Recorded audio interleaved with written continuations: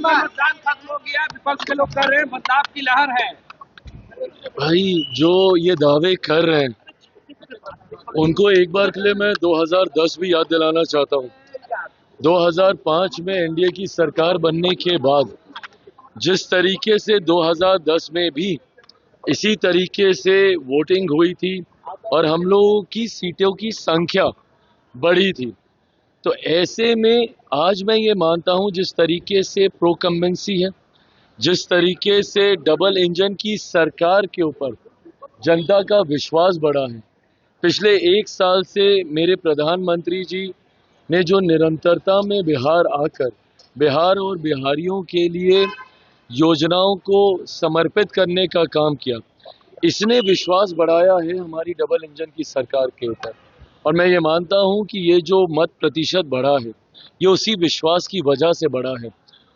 और बहरहाल अब ज़्यादा दिन बचे नहीं है, 14 तारीख को तो परिणाम आ ही जाएंगे। बट जो फीडबैक हम लोग के पास आ रहा है, जितने सर्वेस, जितने रुझान हम लोग के पास आए हैं,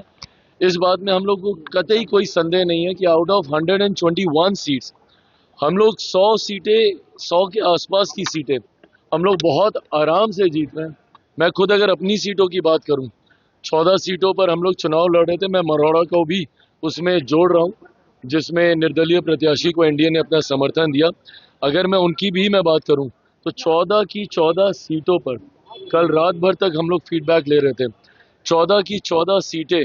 पॉजिटिव हैं और मैं मान रहा हूं कि ये सीटें भी हम लोग जीत रहे हैं। आज तेजस्वी यादव ने विजय सिन्हा का वीडियो ट्वीट करके कहा है और उन्होंने कहा है कि 14 नवंबर को ईवीएम की गिनती करने वाला है। ये सारी बातें कहने का मैं समझ सकता हूँ, चुनाव का समय है, उनको भी अपने कार्यकर्ताओं के मनोबल को बढ़ाए रखना है, इसीलिए वो ये सारी बातें कह रहे हैं। बट हर वो व्यक्ति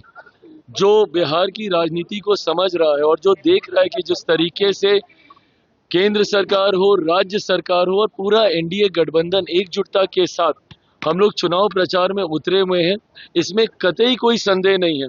कि 14 नवंबर के बाद बिहार में हम लोगों की सरकार बनने जा रही है।